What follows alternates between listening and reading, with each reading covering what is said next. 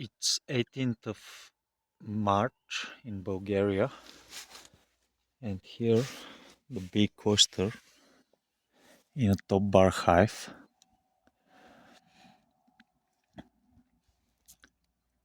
It is warm, maybe at least 25 degrees. Here it is colder and there is moisture and the dividing board, and here it is empty and it's cold. Here I can feel the warmth. So there is brood in the hive and the bees are doing well.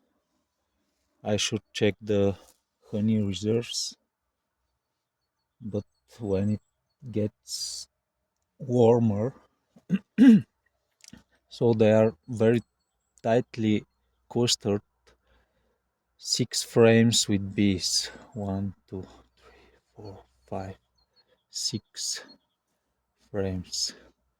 There are in total 9 frames.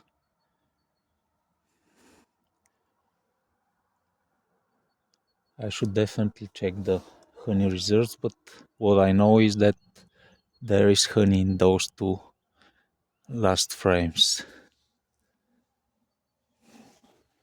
So that's it for the moment.